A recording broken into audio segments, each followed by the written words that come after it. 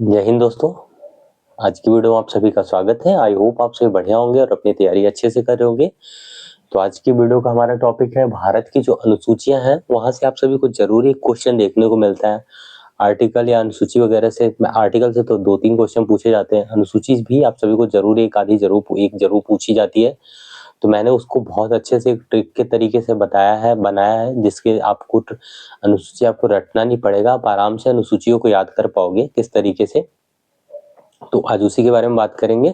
इसके पहले देखो, मैंने 21 क्लास करवाई है जिसमें आप सभी को बिल्कुल बहुत ही ट्रिक से, बहुत ही अच्छे तरीके से सारी चीजें समझाया है।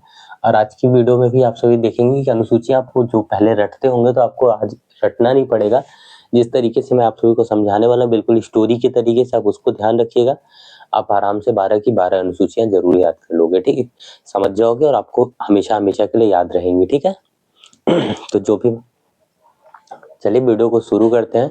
जो भी भाई लोग नए जुड़े होंगे चैनल को सब्सक्राइब कर लीजिएगा। आगे आने वाली इस वीडियो में आप सभी को बहुत ही अच्छे वीडियो मिलेगी और बहुत ही इंफॉर्मेटिव रहेगी, जो आपको एग्जाम में आपसे जरूर देखने को वहां से क्वेश्चन मिलेगा, ठीक है। तो चलिए वीडियो को शुरू करते हैं। आप सभी जो भी भाई लोग तैयारी कर रहे हैं, पहले देखो एक नोट पॉइंट याद कर लो। अभी भारत वर्तमान में जो है 395 आर्टिकल, 12 अनुसूची, पहले कितनी थी? 8 थी, अभी कितनी है? 12 है, ठीक है। अब 25 भाग, अब पहले कितने थे? 22 भाग थे, ठीक है।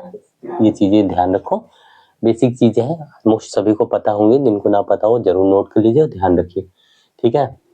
तो देखो, पहला जो आर्टिकल हमारी अनुसूची है, पहली अनुसूची, उसमें क्या है?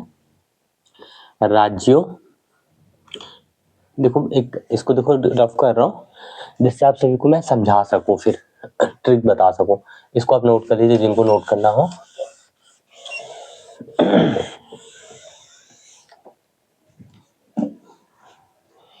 देखो फर्स्ट, पहली अनुसूची में क्या दे रखा है? राज्यों एवं केंद्र शासित प्रदेशों का उल्लेख।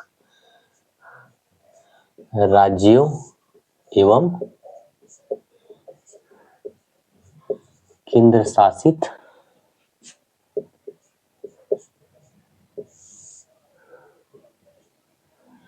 प्रदेश का उल्लेख ना, आप नोट कर लीजिएगा जिससे आपको रिवीजन के टाइम पे सब याद रहे, ठीक है। और दूसरी अनुसूची क्या है? पदाधिकारियों के वेतन भत्तों का विवरण। पहले आप इनको देखो, अभी मैं नोट कर रहा हूँ, इसके बाद आपको बताता हूँ कि किससे आपको याद करना है। पहले आप इनको नोट कर लीजिए, जिस तरीके से मैं लिख रहा हूँ उसी तरीके से आप लिखिए और उसी तरीके से नोट करिए, ठीक है, जिससे आपको ट्रिक जरूर ध्यान रहे। वेतन भत्तों का विवरण,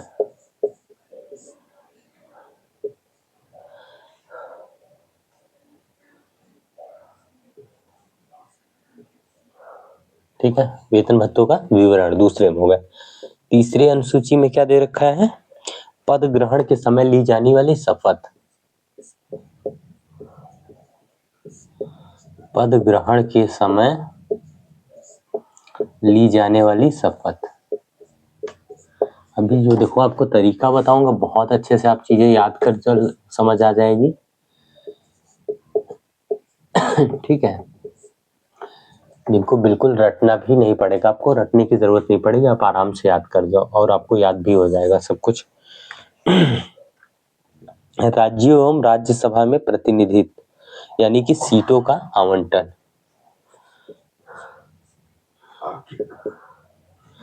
राज्यों एवं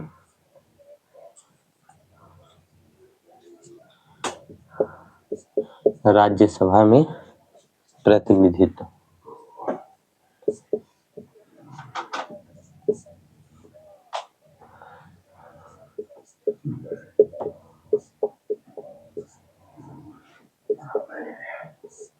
यानी ये क्या है? सीटों का आवंटन।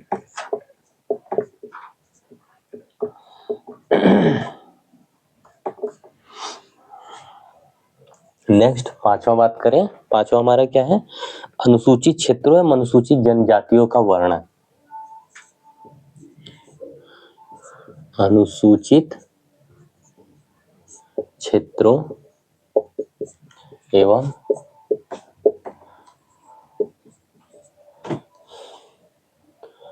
अनुसूचित जनजातियों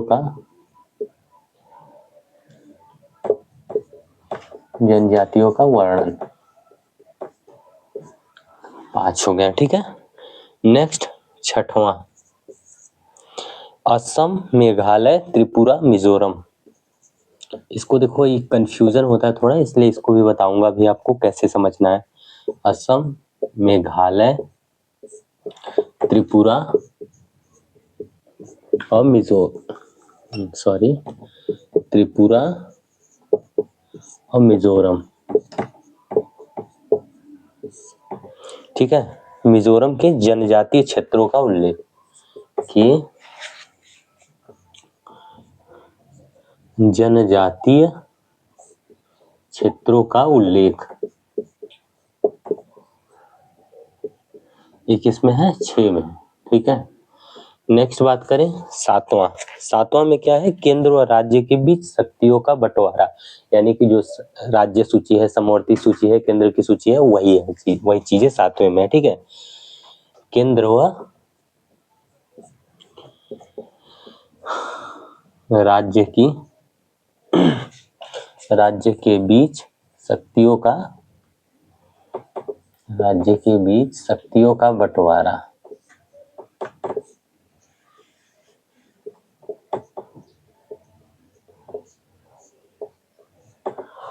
का बंटवारा, ठीक है। 8वां, 22 भाषाओं का उल्लेख,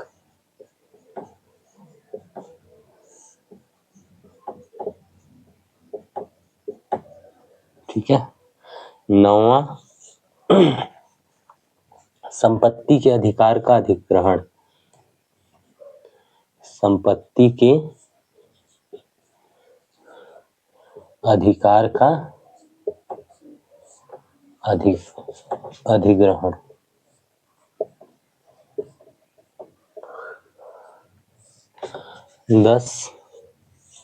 10 में क्या है? दल बदल, ठीक है। 10 हो गया। 2 बचे हैं, 11 और 12। तो 11 में क्या है? पंचायती, 11 में क्या है? पंचायती राज संस्थाओं का उल्लेख, पंचायती राज संस्थाओं का उल्लेख। और 12 में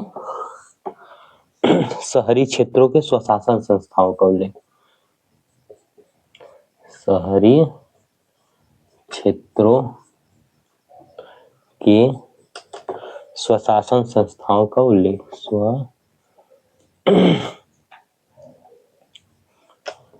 यहां से लिख दे रहा हूं, ठीक है। शहरी क्षेत्रों के स्वशासन संस्थाओं का उल्लेख।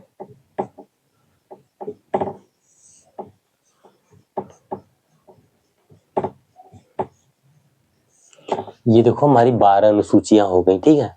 अब इनको देखो याद कैसे करना है, सबसे ज्यादा इंपॉर्टेंट ये पॉइंट है, क्योंकि मैंने यही स्पेशली आप सभी को बोला ये सारी चीजें बताऊं कैसे याद कैसे रहेंगी आपको, ठीक है। तो चलो इस पे बात करते हैं, ठीक है।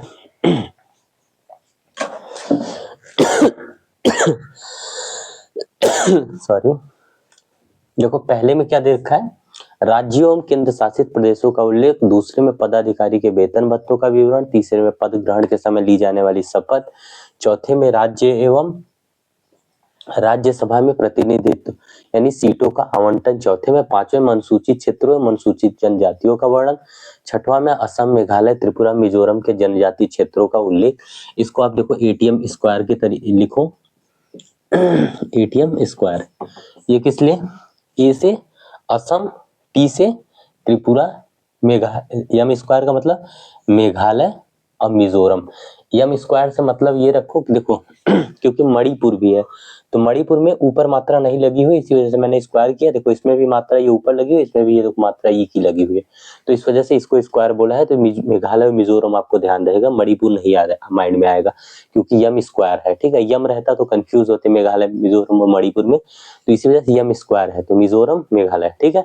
जनजातीय क्षेत्रों का उल्लेख। 7वें में केंद्र एवं राज्य के बीच शक्तियों का बंटवारा, यानी जो राज्य सूची है, समवर्ती सूची है, केंद्र सूची उसके बारे में, ठीक है।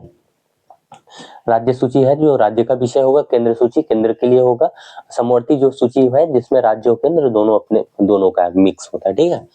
8वें में क्या है, 22 भाषाओं का उल्लेख है। 9वें में क्या है, संपत्ति के अधिकार का अधिग्रहण।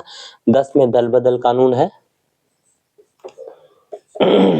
दल बदल कानून का मतलब ये है कि जैसे कि आप सॉरी जैसे कि अगर किसी मान लो कोई नेता होते हैं, वो जीतने के बाद अगर आप मतलब किसी दूसरी पार्टी में जाते हैं, पार्टी चेंज करते हैं, तो उनका क्या होता है कि जो भी चुनाव की वो चीजें होती है वो खत्म कर दी जाती है। यानी आप जैसे अगर किसी भी पद के लिए, जैसे आप विधायक को कोई भी सांसद के लिए अपने मान लो चुनाव जीते आप, फिर आप अगर किसी और पहली पार्टी से दूसरी पार्टी में जाते हैं तो क्या होता है, वहां पे आपका ये दल बदल कानून लगता है और आपका जो भी मतलब आप उस पद से हट जाते हैं, ठीक है। वो पद आपसे छिन जाएगा क्योंकि पार्टी से अगर आप अलग होते हैं तो आपका पद भी चला जाएगा, ठीक है। बस ये दल बदल का कानून।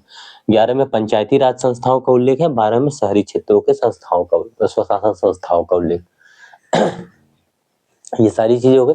अब देखो याद कैसे करना है। सबसे पहले ये केंद्र एवं राज्य क्या है, आपको इसको मानना है कि एक कंपनी है, ठीक है। ये क्या है, एक कंपनी है। आप किसी कंपनी में काम करने जा रहे हैं, वो कंपनी है, उसी कंपनी के बारे में उल्लेख किया गया है, यानी केंद्र एवं राज्य की केंद्र शासित प्रदेश का उल्लेख किया गया है। आपको ये ध्यान रखें, ये कंपनी है, केंद्र एवं राज्य, केंद्र राज्य एवं केंद्र शासित प्रदेश जो है क्या है, कंपनी है, ठीक है। और इसमें क्या किया गया है, इसका उल्लेख किया गया है, मतलब कंपनी का उल्लेख किया गया है पहले वाले अनुसूची में।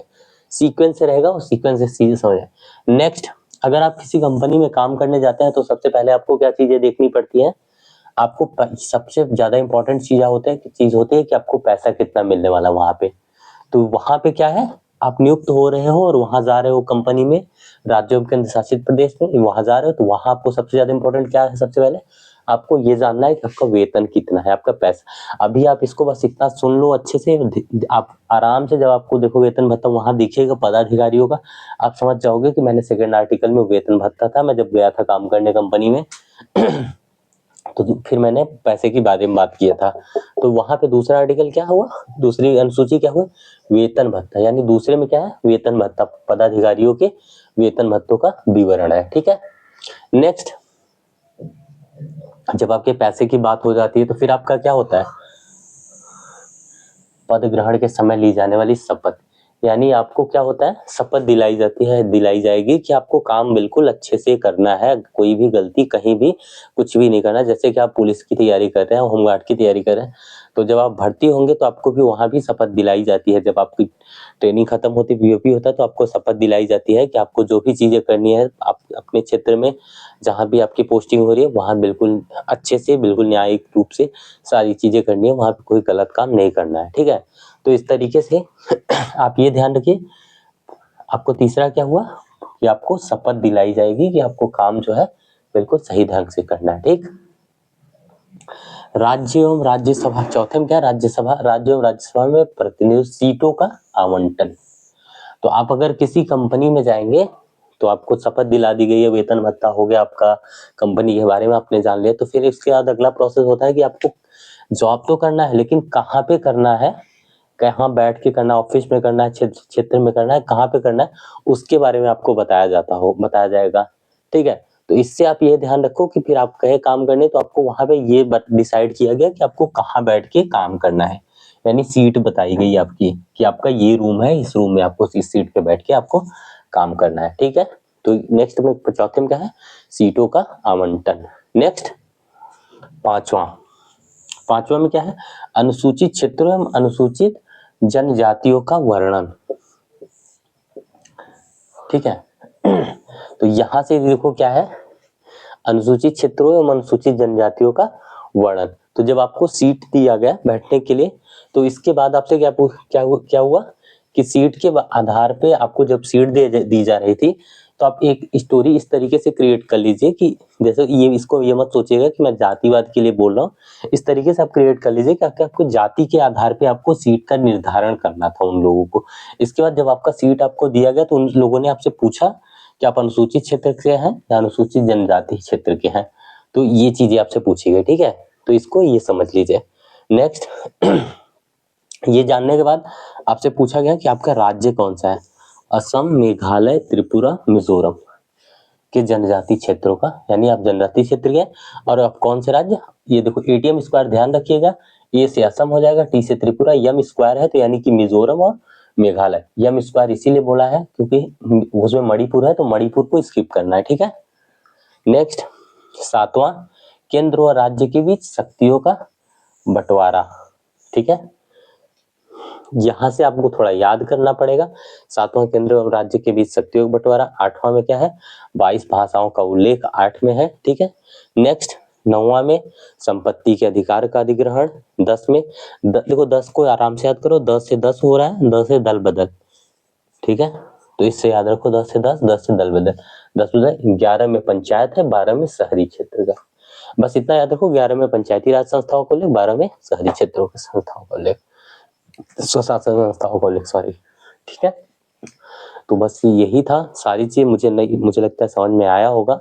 आप सभी को अगर नहीं समझ में आया तो एक दो बार और वीडियो देख लीजिएगा अच्छे से। एक बार में अगर आपको थोड़ा कंफ्यूजन हो रहा हो तो एक दो बार और देख लीजिएगा, आपको बिल्कुल अच्छे से समझ में आ जाएगा और याद भी हो जाएगी सारी चीजें, ठीक है।